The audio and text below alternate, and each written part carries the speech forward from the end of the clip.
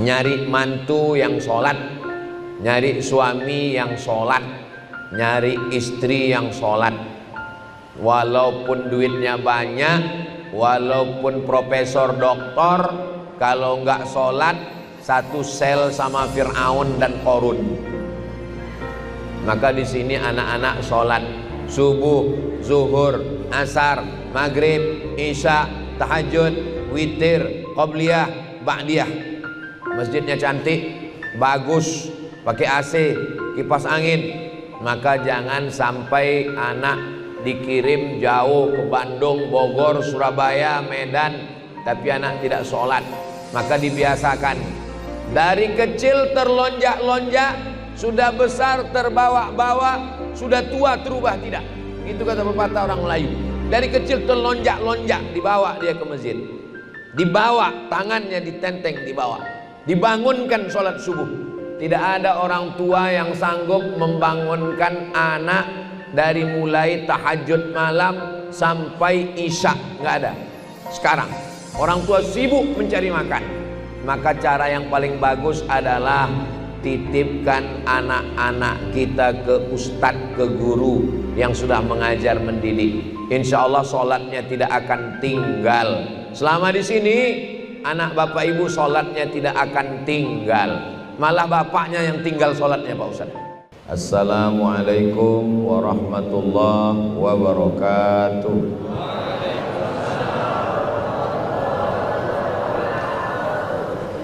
Alhamdulillah, Allahumma salli ala Sayyidina Muhammad ibn Abdullah wa ala alihi wa sahbihi wa man tabi'ahu wa mawala. Allahumma faqihna fid din wa 'allimna at-ta'wil warzuqna fahman nabiyyin. Allahumma iftah lana futuhal 'arifin bihaqqi sayyidil awwalin wal akhirin wa alihi at-tayyibin at-tahirin wa ashabihi al-mayamin والنبيين والصديقين والشهداء والصالحين والملائكة المقربين والعلماء العاملين والأولياء الصالحين. Yang sama-sama kita hormati pembina, pendiri pondok pesantren Sekolah Islam Boarding School Jannatun Naim, Bapak Haji Dasril beserta seluruh keluarga besar, para alim ulama, guru-guru kita, para asatiz, para buya, tuan-tuan guru. Mudah-mudahan dipanjangkan Allah umurnya sehingga berkah ilmunya untuk kita semua. Anak-anak kita semuanya, para santri, santriwati, mudah-mudahan istiqomah belajar agama, dijaga Allah dari segala perbuatan maksiat. Bapak Ibu hadirin hadirat jamaah fardu subuh, semua yang hadir ini, man shallat subha fi jama'atin, siapa yang sholat subuh berjamaah, faka'annama shallal laila kullah, dapat pahala seperti sholat sepanjang malam. Mudah-mudahan kita sampai anak cucu kita istiqomah sholat subuh berjamaah. Man shallat subha fi jama'atin, siapa yang sholat subuh berjamaah, man shallat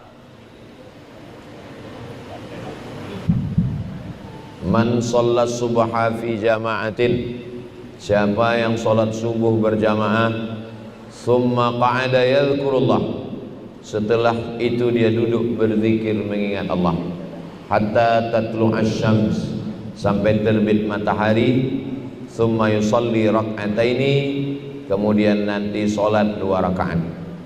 Jadi kita sholat subuh berjamaah, habis itu ngaji, habis itu sholat sunat 2 rakaat, faka'annama kanat lahu ka'ajri hajjatin wa umrah, dia mendapatkan balasan pahala seperti haji dan umrah. Mudah-mudahan kita semua mendapatkan subuh ini pahala haji dan umrah. Hadisnya ada dalam kitab Sunan At-Tirmidzi, status hadisnya hadis hasan. Hadis itu paling tinggi sahih, di bawah sahih hasan, di bawah hasan dhaif, di bawah dhaif maudhu.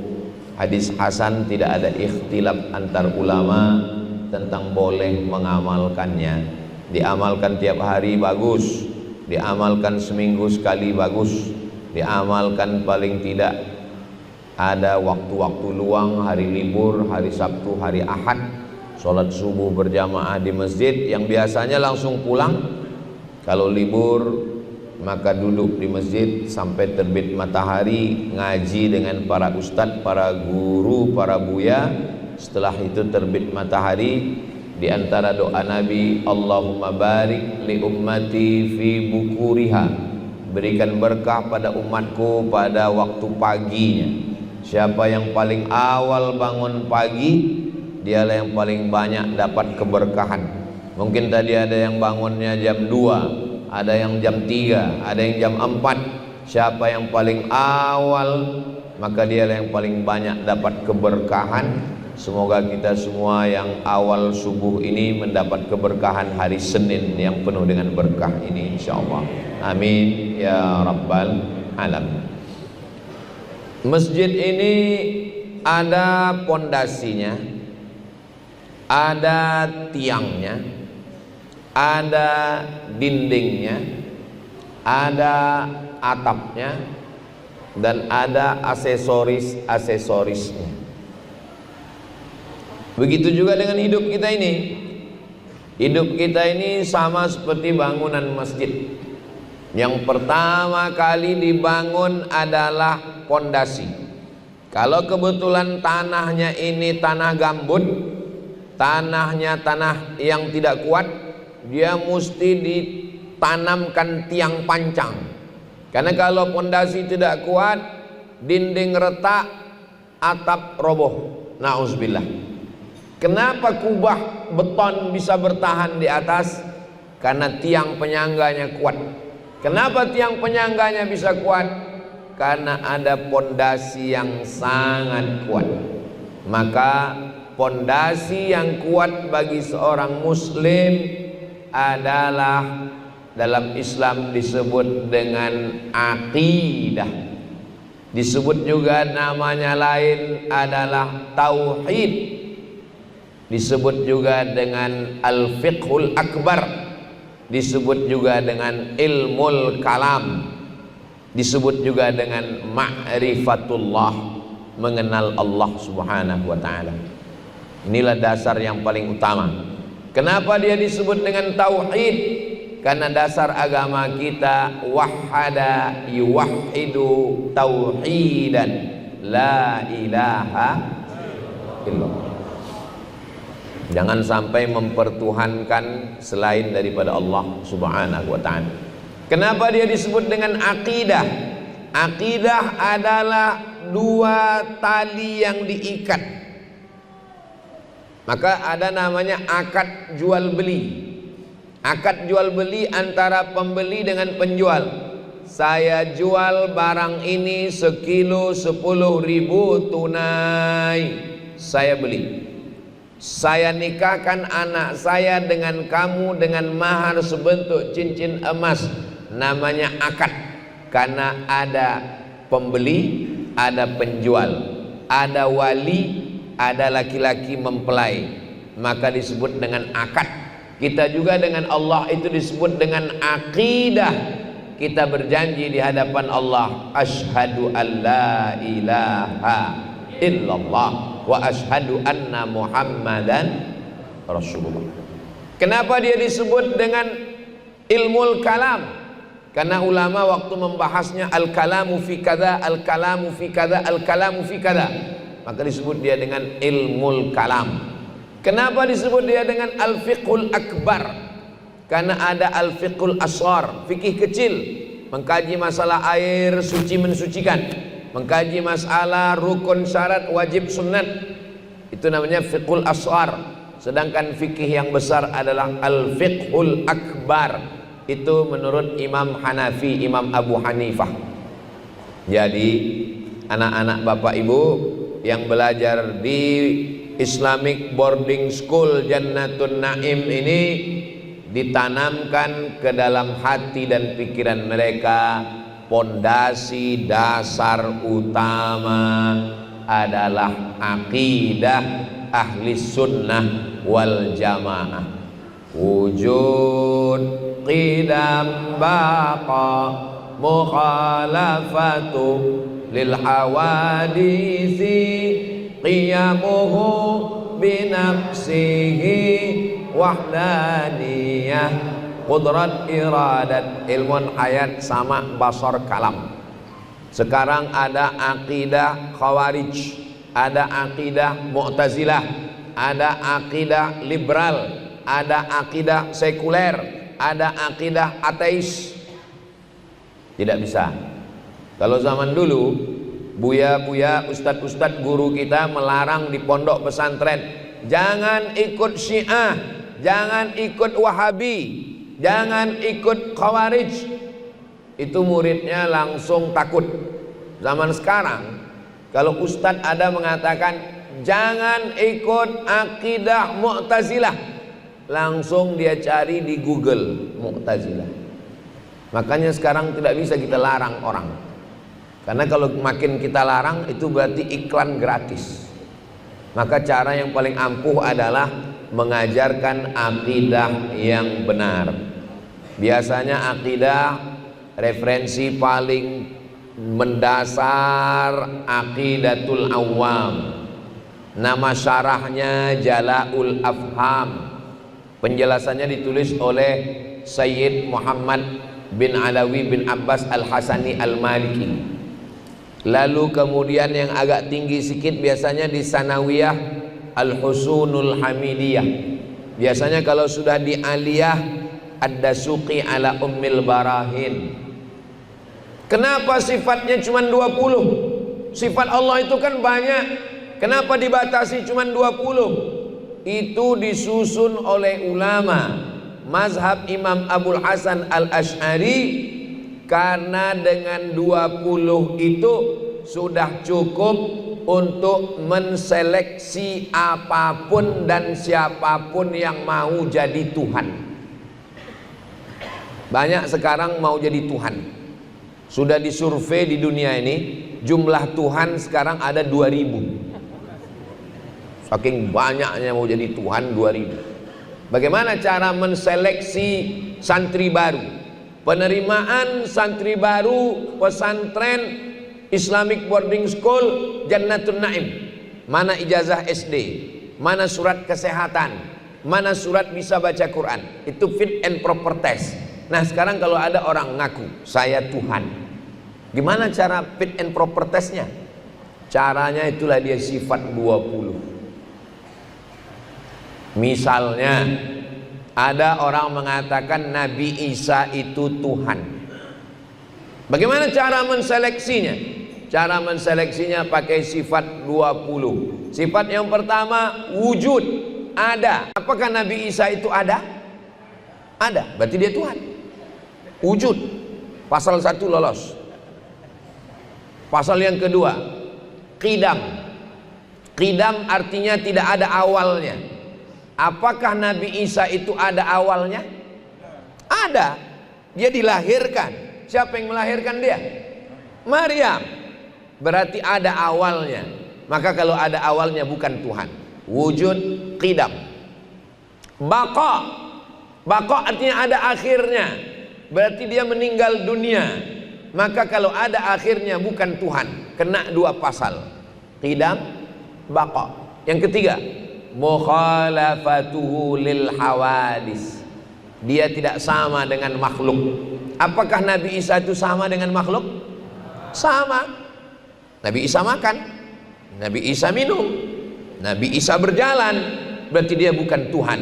Mukhalafatuhu lil hawadis. Ada artis di Jakarta, malam-malam dia bersemedi, pejam mata.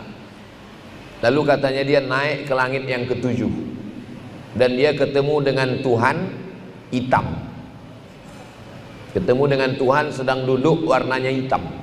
Dia sedang pejamkan mata, ya hitam lah, orang gelap.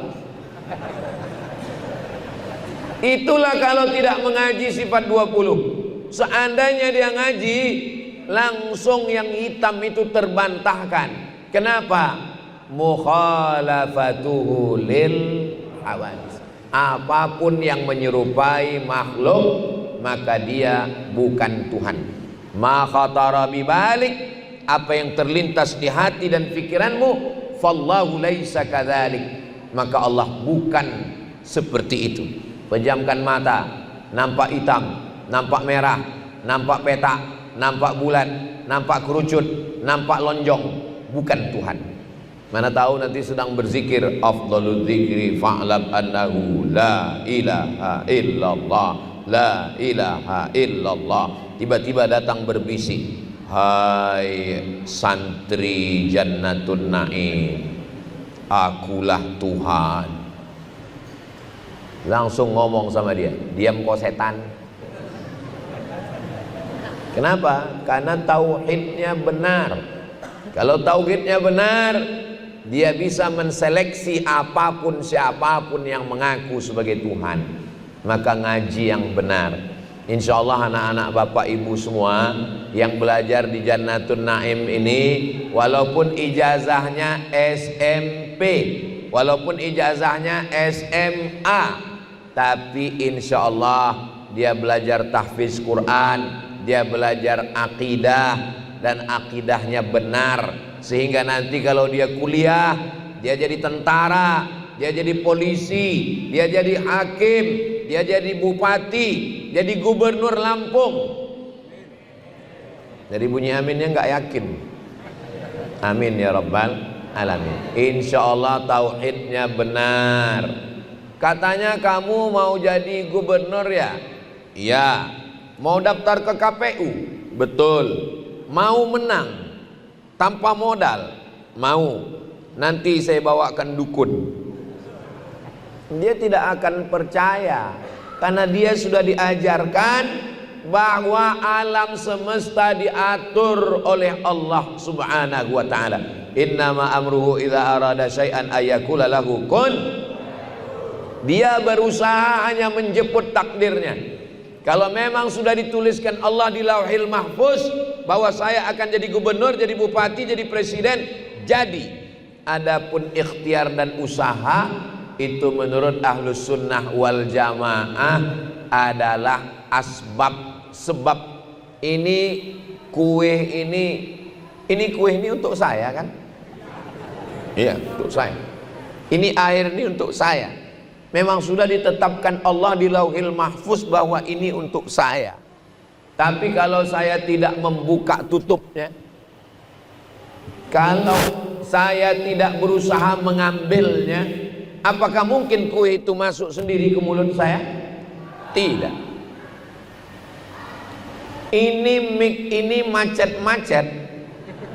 Ini sudah ditakdirkan Allah di Lauhil Mahfuz bahwa mic ini macet pagi ini. Tapi saya membiarkan mic ini terus di tangan saya tanpa berusaha untuk merubahnya. Itu bukan Ahlus Sunnah wal Jamaah. Itu namanya Jabriyah. Jabriyah itu berserah kepada takdir.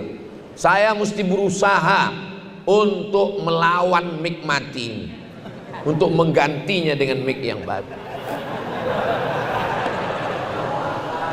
Ternyata mati juga.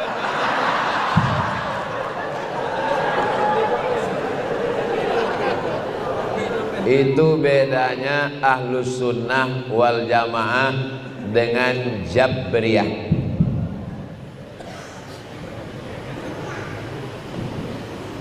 Jabriyah diambil dari kata jabr. Jabr artinya terpaksa. Manusia itu seperti wayang yang dimainkan oleh dalang. Jabriyah ini bahaya. Nanti orang tidak berusaha sama sekali. Selesai ngaji, ditanya sama istri, "Mas, kamu enggak kerja hari ini?" Allah sudah menuliskan rezeki hari ini, enggak perlu berusaha. Ini Jabriyah. Sedangkan kita Ahlus Sunnah wal Jamaah ada namanya al-kasbu wal ikhtiar. Ada ikhtiar kita berusaha. Tapi kalau kita sudah berusaha optimal tidak juga dapat, berarti menurut ketentuan ketetapan Allah memang itulah sudah ditetapkan untuk kita hari ini. Rufi'atil aqlam, pena takdir sudah diangkat, wajaffatis suhub, kertas sudah kering. Ini banyak sekarang orang menyalah-nyalahkan Allah, menyalah-nyalahkan takdir, mengaku ahlus sunnah wal jamaah, padahal sebenarnya ahlul bid'ah wad dhalalah, karena terjebak dalam jabriyah. Ini pondok masjid besar, ini memang ketetapan Allah, tapi ada usaha dari manusia. Allah kasih telinga, dengar. Allah kasih mata, lihat. Allah kasih hati, renungkan. Allah kasih akal, fikirkan. Hidup ini terbagi dua.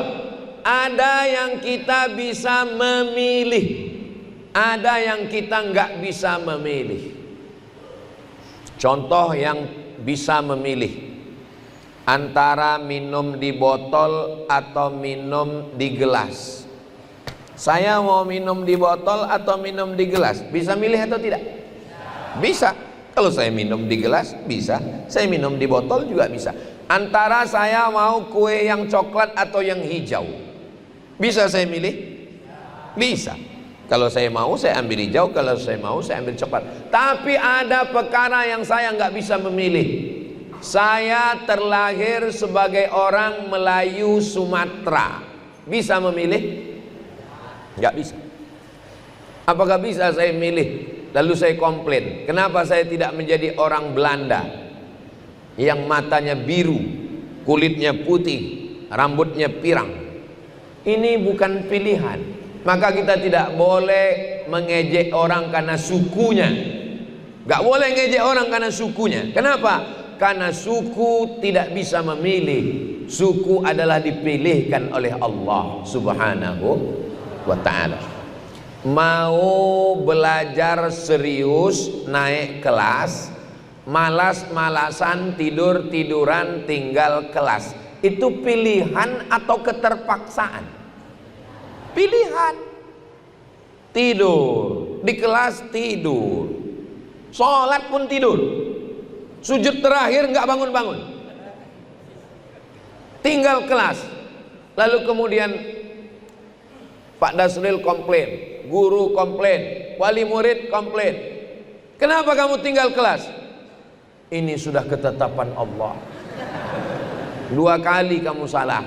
Yang pertama, kamu malas. Yang kedua, kamu menyandarkan kemalasanmu kepada Allah Subhanahu wa ta'ala.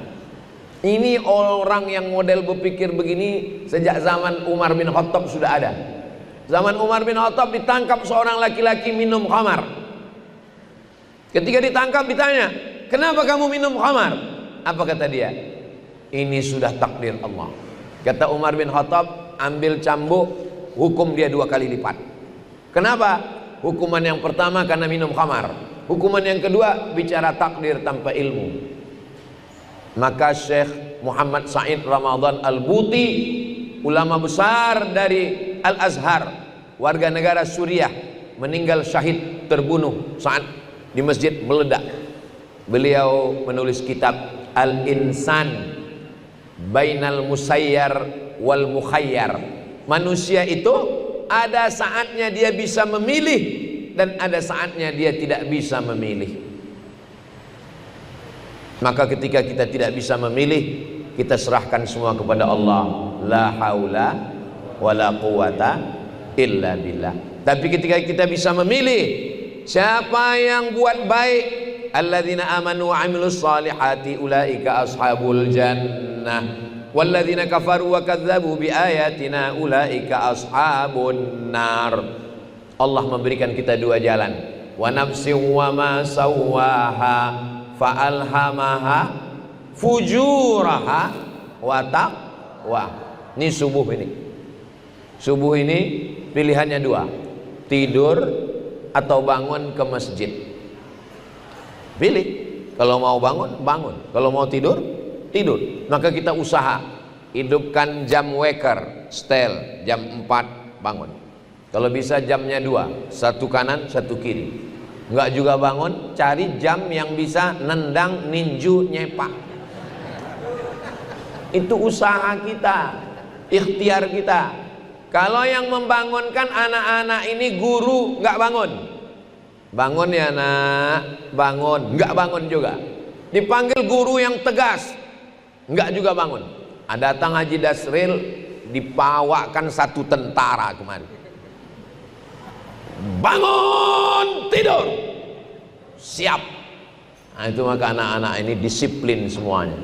Ini sekolah boarding school, berasrama, pesantren, bahasa Arab, baca kitab, ngapal Quran, ijazah umum ada, agamanya mantap. Mudah-mudahan anak bapak ibu semua selamat dalam akidah ahli sunnah wal jamaah.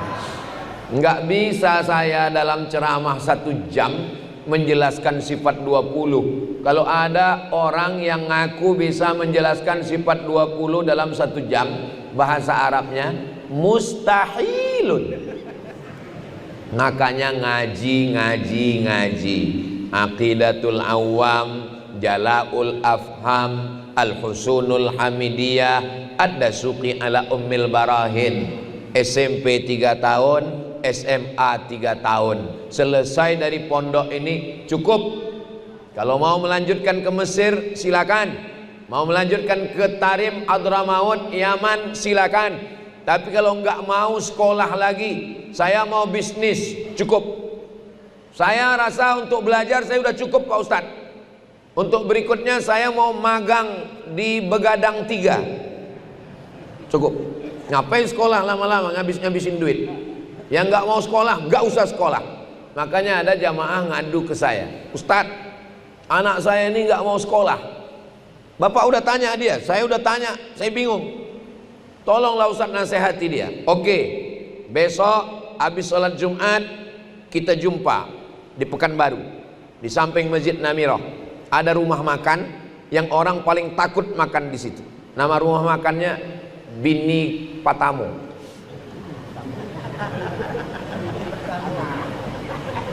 Soalnya orang khawatir kalau ditanya sedang di mana, dan di Patamu berarti ada angka 2. Selesai makan saya tanya, kalau mau nanya orang setelah makan, baru diang sesudah makan. Kalau nanya itu setelah makan. Lalu saya tanya, kamu sudah tamat SMA? Iya. Mau kemana?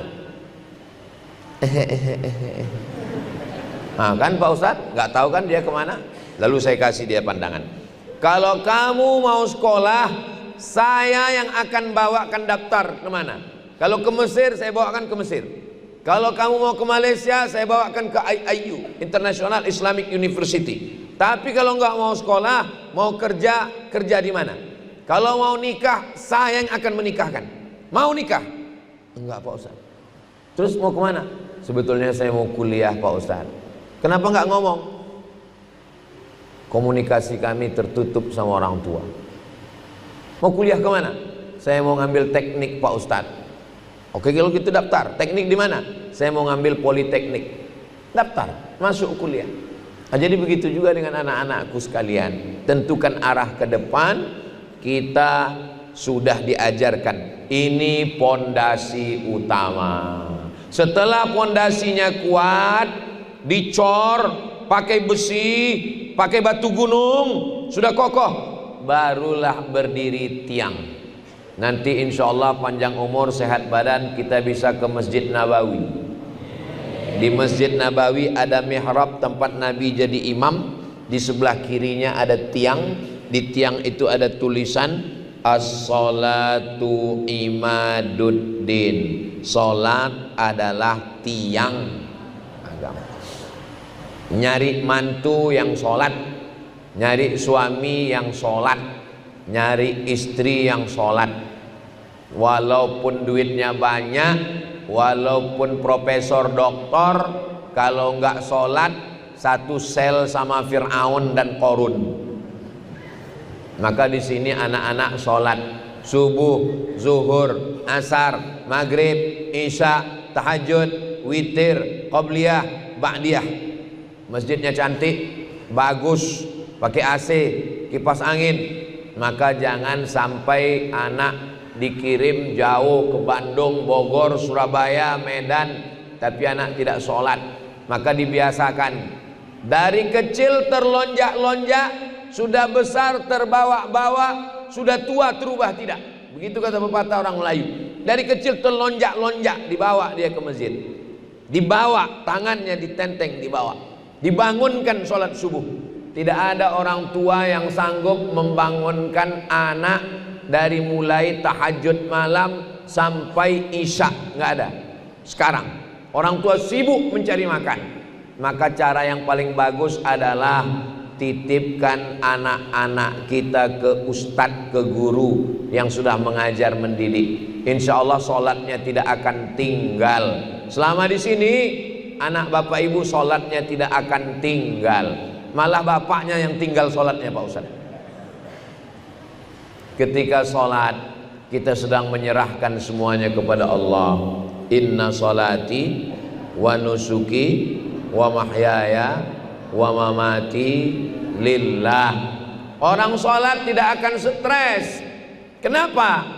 Karena semua masalah hidupnya kecil, yang besar hanya Allah. Dia angkat kedua tangannya, Allahu Akbar. Orang sholat nggak gila pujian, dipuji-puji, nggak gila. Kenapa?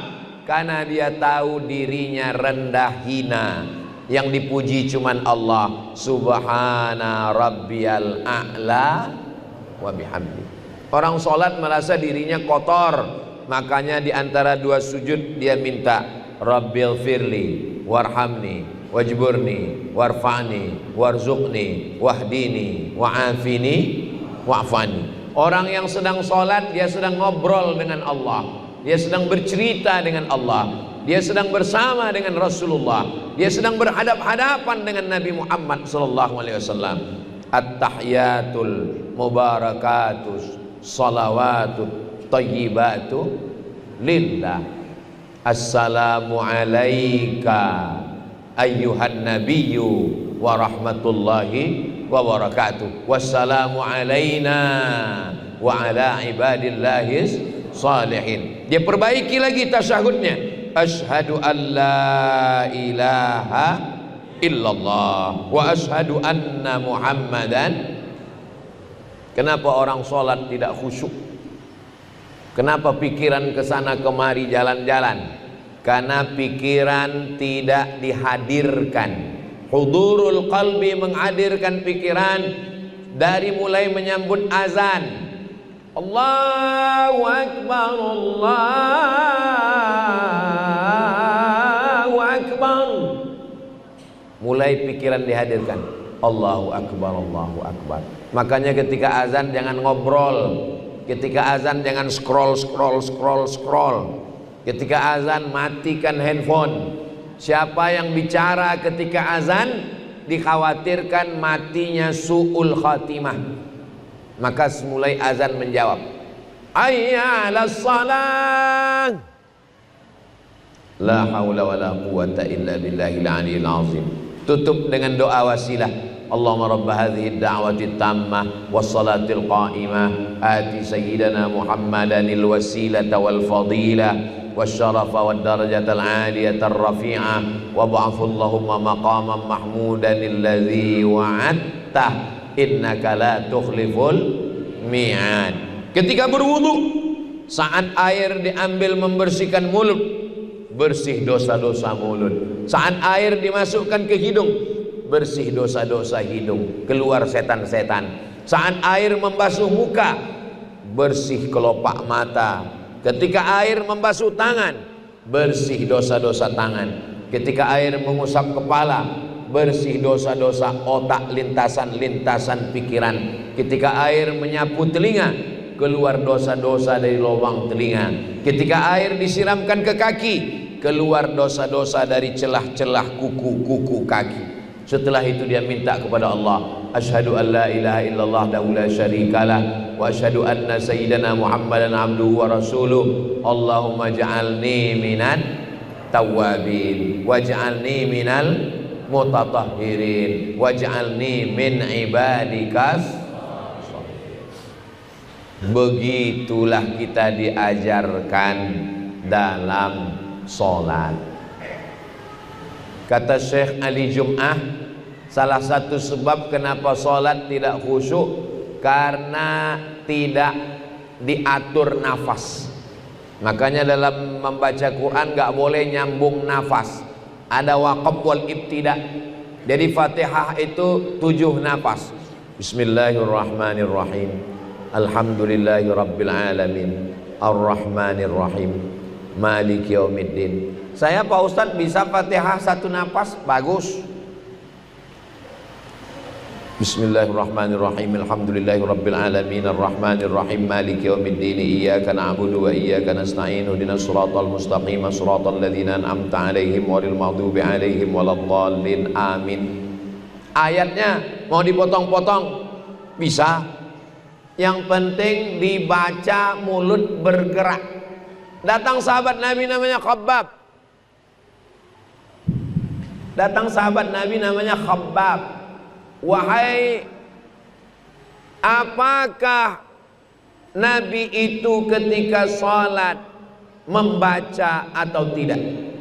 Kata Khabbab, Nabi itu ketika sholat mulutnya membaca, mulutnya bergerak.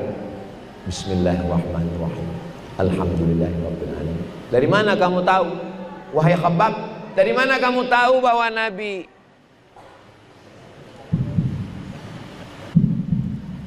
gantikan baterai? Dari mana kamu tahu bahwa Nabi itu waktu sholat mulutnya bergerak? Kata Khabbab menjawab, bittirabi lihyati, karena saya melihat jenggotnya bergoyang. Kenapa jenggotnya bergoyang? Karena rahangnya bergerak. Kalau rahang bergerak, jenggot bergoyang, itu berarti dibaca. Jadi salah satunya kata Syekh Ali Jum'ah, bukan kata saya.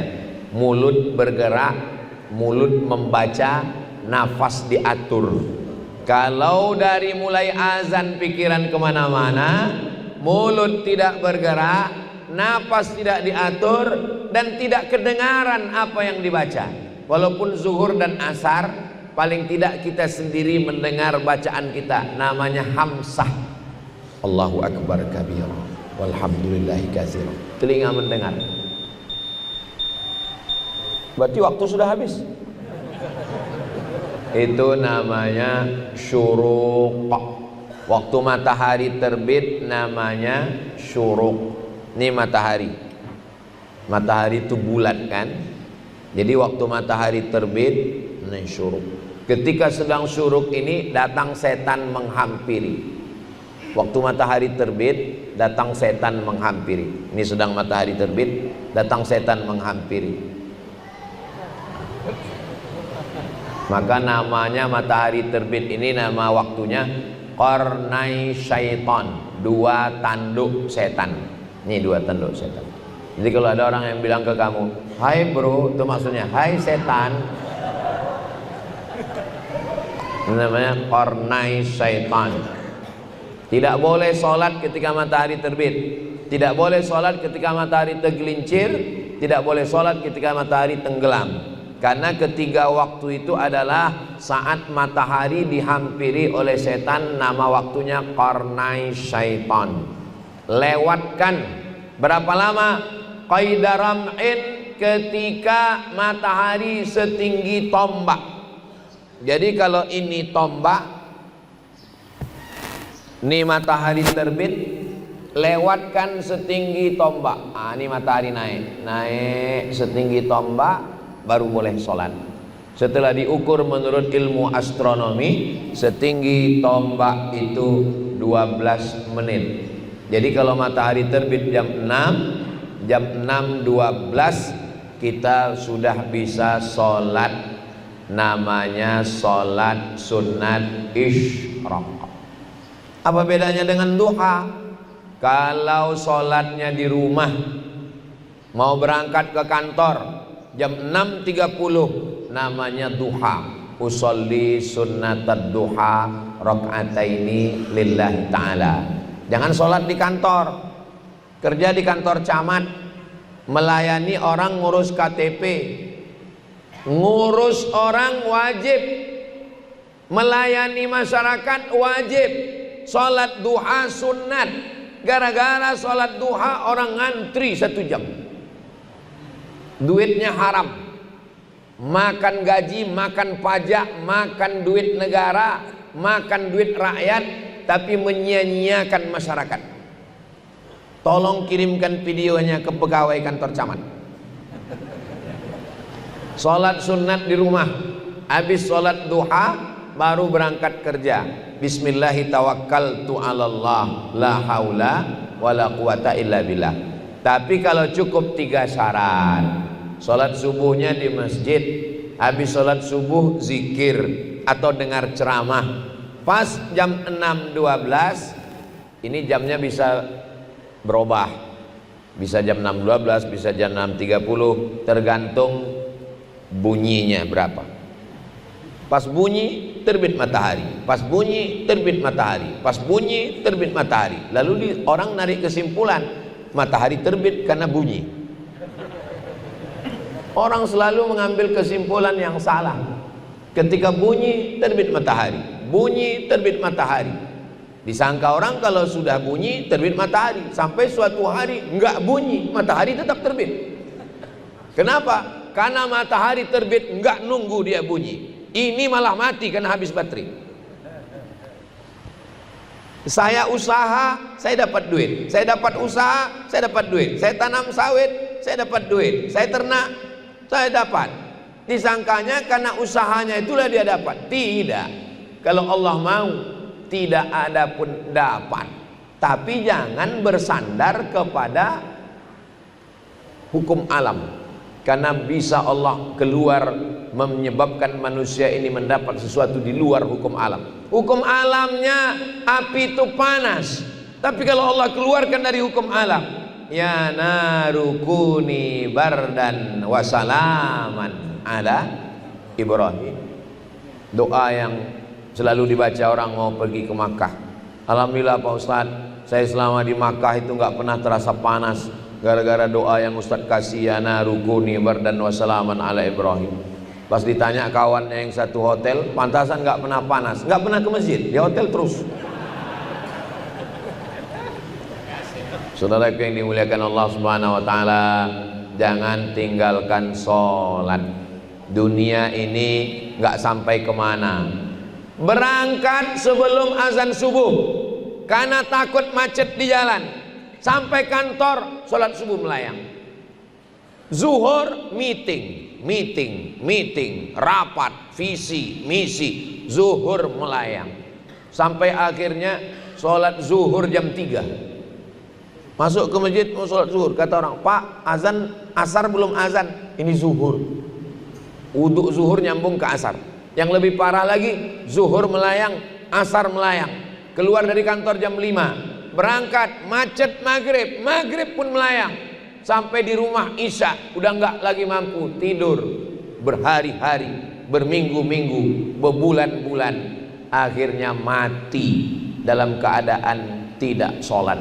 Masalakakum fi saqar, kenapa kamu masuk neraka saqar? Ada satu neraka khusus namanya saqar. Apa jawab mereka? Lam naku minal musallin, karena kami tidak sholat. Maka betulkan, ini adalah tiang-tiangnya. Nggak ada gunanya masjid ini kalau tidak ada tiang. Tapi tolong masjid ini diramaikan, dan insya Allah masjid ini ramai karena banyak santri. Saya khawatir kalau masjid banyak tiang, di beberapa masjid kalau nggak ada santri lebih banyak tiang daripada orang. Tapi insya Allah masjid ini dijaga Allah Subhanahu wa taala, santri akan terus berdatangan insya Allah.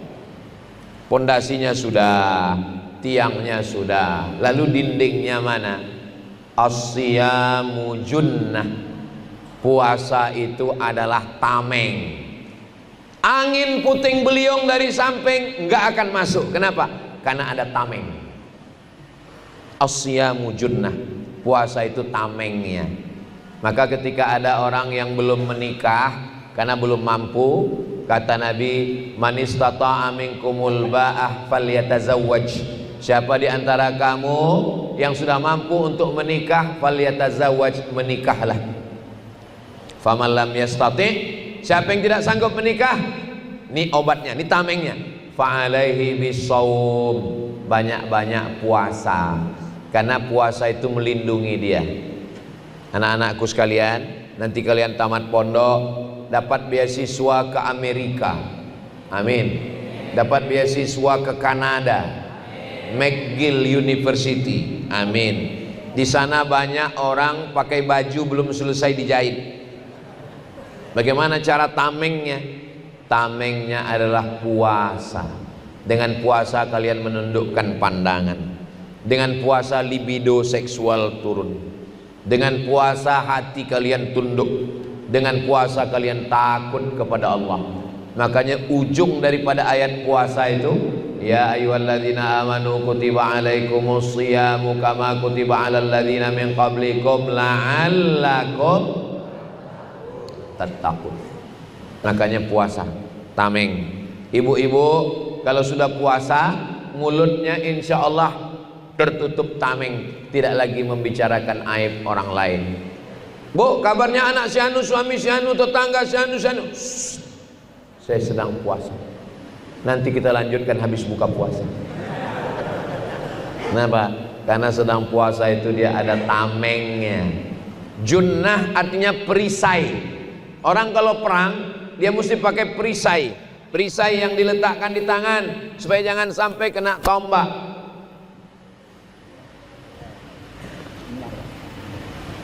Supaya jangan sampai kena jantungnya. Orang kalau perang dia pakai hirbah. Orang kalau perang dia pakai baju besi supaya jantungnya jangan sampai kena tombak. Karena kalau jantung sudah kena tombak mati. Kalau luka di telinga hilang, telinga masih hidup. Tapi kalau sudah jantung kena tombak, maka tidak ada yang bisa menolong kecuali Allah Subhanahu wa taala. Jadi perisainya adalah puasa. Bulan Syawal puasa 6 hari. Bulan Zulqa'dah, Zulhijjah, Muharram puasa bulan haram. Bulan Safar 13, 14, 15. Sanggup lebih banyak Senin, Kamis, Senin, Kamis, Senin, Kamis, Senin, Kamis.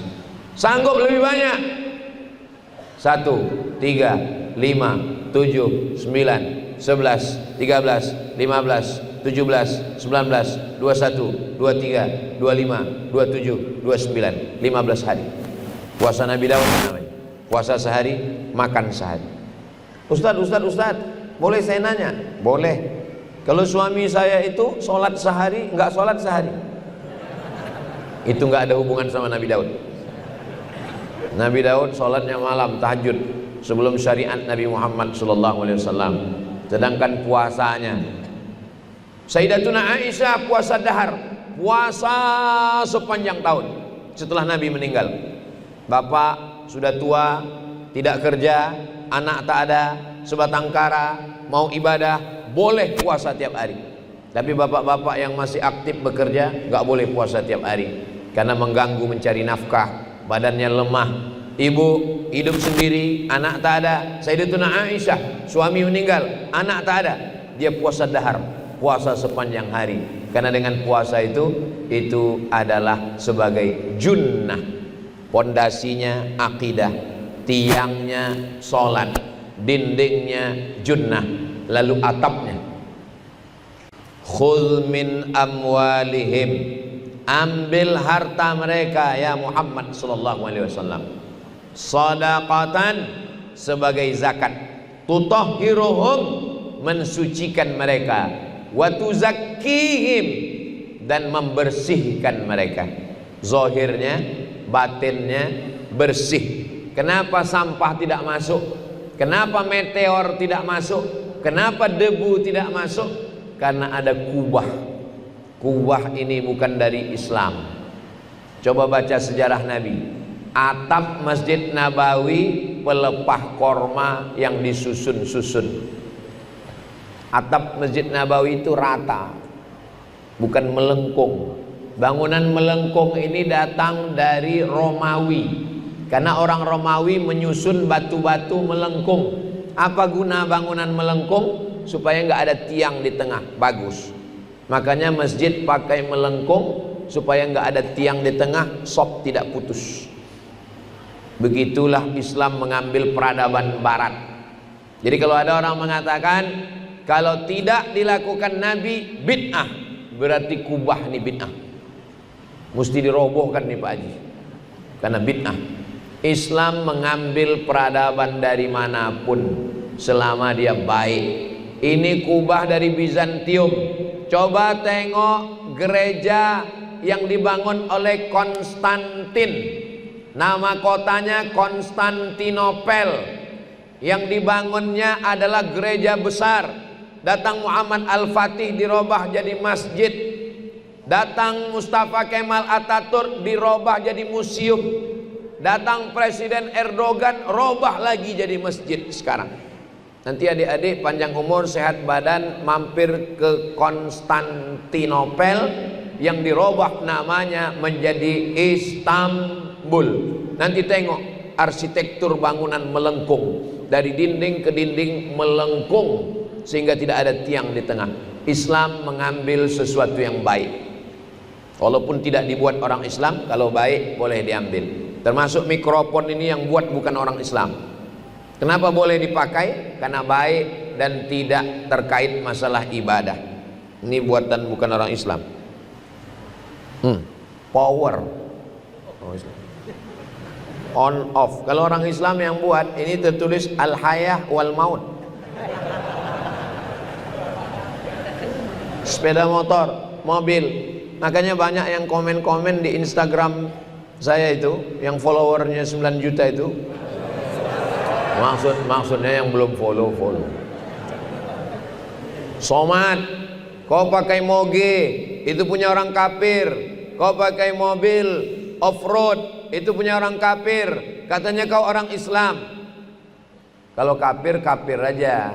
Udah kafir, bodoh lagi.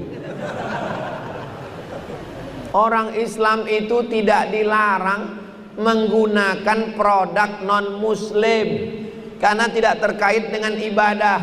Wala ana abidum ma'abattum wala antum abiduna ma'abud lakum dinukum. Lantainya, pondasinya, akidahnya sudah, tiangnya sudah, dindingnya sudah, atapnya sudah. Sempurnakah bangunan? Belum. Apalagi itu? Berarti matahari 2 kali terbit. Yang pertama tadi syuruk, terbit matahari. Yang kedua itu sudah habis 2 waktu tanduk setan, sudah boleh melaksanakan sholat sunat isyraq. Inilah jam yang bagus. Mana jamnya Pak Haji? Ini. Saya sarankan masjid-masjid tolong datang ke masjid Pesantren Islamic Boarding School Jannatun Naim untuk meniru masjid ini. Karena di banyak masjid orang sudah sholat sunat langsung ketika terbit matahari. Di sini dibuat 2 kode, satu terbit matahari, satu lagi setelah lewatnya qarnai syaitan, sehingga masyarakat terjaga, terpelihara ibadahnya. Pondasinya sudah, tiangnya sudah, dindingnya sudah, atapnya sudah. Tapi kalau masjid ini gelap, tidak nampak mana orang mana tiang. Bayangkan kalau tausiah dalam keadaan gelap. Saya pun macam ceramah di depan hantu. Maka Nabi berdoa, Allahumma ja'al fi qalbi nura wa fi sam'i nura wa fi basari nura wa an yamini nura wa an yasari nura wa min amami nura wa min khalfi nura wa min fawqi nura wa min tahti nura waj'al li nura. Dalam riwayat lain waj'alni nura. Cahaya yang terang itu adalah zikir. Orang yang zikirnya kuat, terang cahayanya. Orang yang zikirnya slow, 5 watt. Orang yang tak berzikir sama sekali, gelap, padam, mati. Orang mati bukan orang yang dalam kubur. Orang mati bukan orang yang sakit. Orang yang mati, orang yang tidak berzikir. Ibu kalau punya suami nggak berzikir, berarti selama ini ibu tidur sama zombie. Bapak kalau punya istri nggak berzikir, berarti selama ini bapak satu rumah sama mak lampir. Masalul ladzi yadhkuru rabbahu wal ladzi la yadhkuru rabbahu perumpamaan orang yang mengingat Allah dan orang yang tidak mengingat Allah, kamatsalil hayyi wal mayyit, seperti orang hidup dan orang mati. Kapan orang hidup? Ketika dia berzikir, terang cahaya, maka zikir. Afdalu dzikri fa'lam annahu la ilaha illallah. Makanya tadi selesai salat kita berzikir, subhanallah, subhanallah, subhanallah, alhamdulillah, alhamdulillah, alhamdulillah, Allahu akbar, Allahu akbar, Allahu akbar. Tapi Pak Ustadz, itu orang Naksabandiyah, tarekat Naksabandiyah, zikirnya Allah, Allah, Allah, Allah, Allah, Allah. Itu ada juga dalam Quran. Coba tengok di video YouTube. Ada orang mengatakan Allah bukan zikir. Siapa yang menyebut Allah berarti dia bukan berzikir. Inna fi khalqis samawati wal ard wa ikhtilafil laili wan nahar la ayatin li ulil albab alladzina yadhkuruna Allah. Itulah dalil zikir Allah. Alladzina yadhkuruna Allah, orang yang menyebut Allah qiyaman, tegak, wa qu'udan, duduk, wa ala junubihim, Allah, Allah, Allah, Allah, Allah, Allah, Allah, Allah, Allah, Allah, Allah. Tidak berbunyi, tidak bersuara, lidahnya tak bergerak, hidup di dalam kalbunya.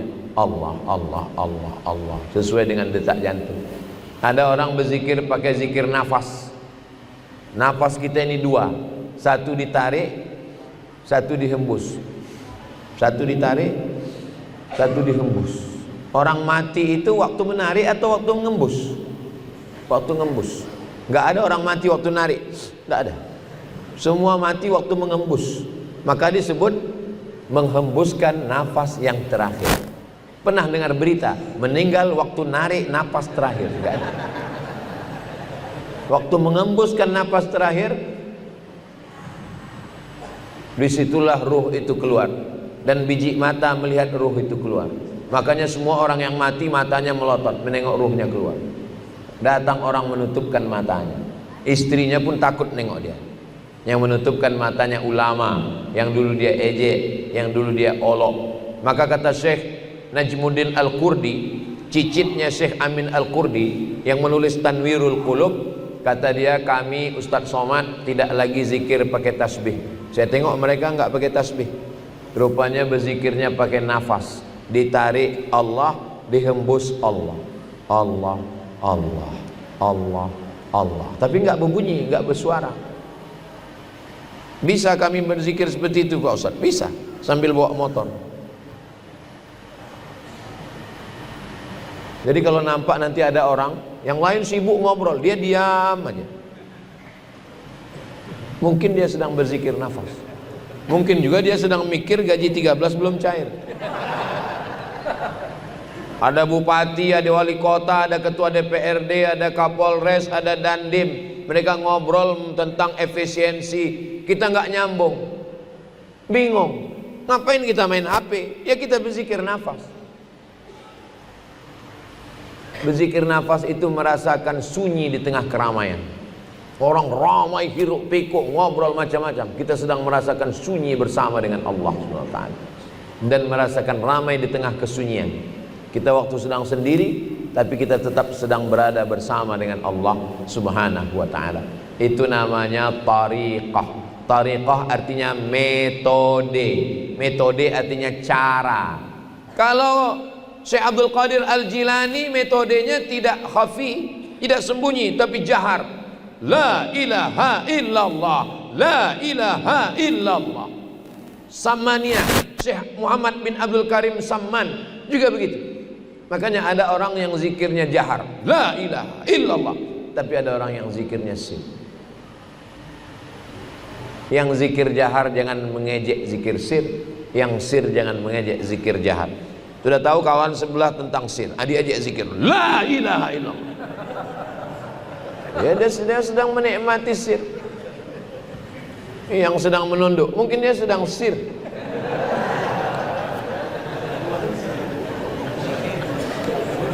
Alladzina yadhkuruna Allah.